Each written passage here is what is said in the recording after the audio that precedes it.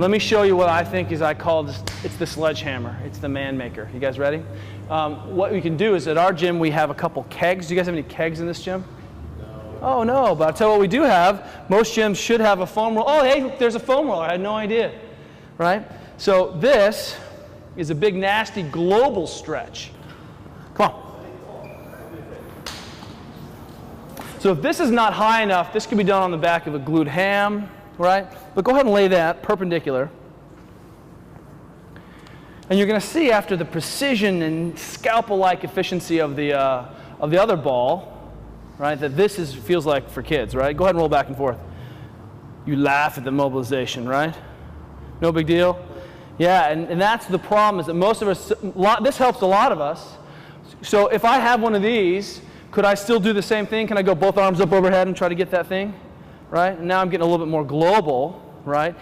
And we're just kind of creating a bigger stretch. Well, what happens if I tied in grabbing something heavy, okay? So do this for me.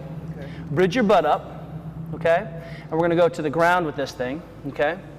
To the ground. Good. And then I want you to lower your butt as the tensioner, but pull your rib cage with you. Is that different? Yeah, it's different. It's different.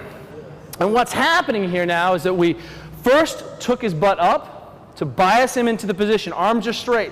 That unloads the shoulders, right? If he was higher up off the ground, this would be worse, right? He straightens the arms out into this idealized position, and then we use the dropping of the rib cage as the tensioner. So drop your rib cage, pull that down with you. And then we get the stretch. And that suddenly feels like it's not just ribs stretching and tearing, right? It's gristle, right? So now can we do some contract relax in these things? Can we start combining our techniques? Yeah. Take a big breath. Just tighten everything up. And again, we try to mobilize a movement, not a muscle. Because if I haven't mobilized go ahead and let's try to catch your serratus there, don't you think? That would be good. Let's see if you can contract your serratus. Yeah, what's that? Right, so that's the right answer. So what we're doing here is that if he just drags this down into this position, trying to get, and then just tightens up, release, tighten up, release. Good. Mobilize at the position of restriction. This is a position we value. And what are we catching here? Anything that's tight. I can get away from, hey, we're stretching the inferior medial lateral border of the attachment of the, you just glaze out, who cares? This is the position that's tight, we're going to catch whatever it is that's in. So this is one position though, right? What happens if we just roll him, I'm going to just wind him back a little bit, okay? Go ahead and wind back towards me, come back towards me. Okay, now we're just in a little bit different position. Grab that kettlebell, right? Lift your butt up high, straighten your arms. Really try to be straight, because what we want to do is bias that position first and then apply the tension, or otherwise it's the opposite where I'm stiff here and trying to stretch. So I get a chance to be in the perfect position and then I apply the tensioner through the body. So I'm stretching the body on the fixed arm. Good, now drop your butt and drag that rib cage with you. Oh, there you go, there it is, huh? Hold, hold, hold. Right now I'm like that dwarf in Braveheart, like pulling out his intestines, right? Burning them in front of his eyes. Freedom! Good.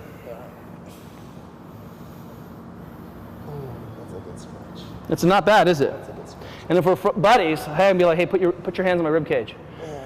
Use spirit fingers, non-threatening touch. Do you see that? I'm going to put my hands on your rib cage now. Right? It's not creepy. Don't be creepy. Easy. But I don't have to touch him at all. He's getting plenty of benefit here, right? So let's say let's call that another 45 seconds, right? Now let's retest him. That was 2 spots, maybe 45 seconds. Oh, he had to come out of it slowly. Oh. That was good. That was a good stretch. Good stretch, good stretch, good stretch. Good talk, good talk. Come on back. All right, so rib cage down. Let's see if we made any change. Let's turn to the side so we can see, okay? And go and pull that up overhead. Does that feel any better? That's great, yeah. So one of the nice things about, remember, we're thinking in systems. Is this a bone problem, a joint restriction problem? Is this a muscular restriction problem? Hey, I can contract, relax, and see change if it's a muscle problem. Is this a tissue interface problem? Is it that he's not, everything is stuck down with nails and we don't have these sliding layers, right? That's a different thing. That's what I'm doing with the foam roller and the trigger point ball, trying to smash layers. break up the fuzz, right? But in this situation, you know, maybe it's a motor control problem. I'm like, dude, just pull your rib cage down. You're like, oh. So now it's just an issue of technique and motor control. But whenever we deal with these problems, we always want to make sure we're thinking in systems. And that's why there's no one approach that works. But because we're smart athletes, I snatch, I power clean, I run, I do gymnastics, I kettlebell, I do it all, because all of it kind of intermeshes to create the change. So this was more of a, did I feel like it was joint or muscle, or what was that? I felt like it was muscle and joint. It was all. It was, there you go. Everything. More importantly, instead of kind of biasing one system, because we're still getting muscle stuff when we do that, but instead of biasing one system, we're starting to kind of think, you know, maybe more globally, and maybe this is less joint, and now more muscular, more tissue and joint, but still a big global stretch. Does that make sense? Can you take one of those cameras outside real quick? Okay, let's say that I feel tight. Oh, hey, that's the hood of a car.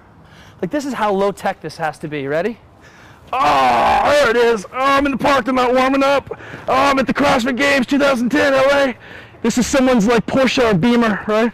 Oh, they're not going to care if I mobilize my spine. But all I'm doing is creating that block and then trying to push up overhead.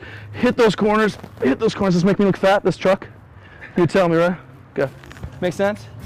Savant told me I looked hairy and skinny on a video recently. I was like, hairy and skinny?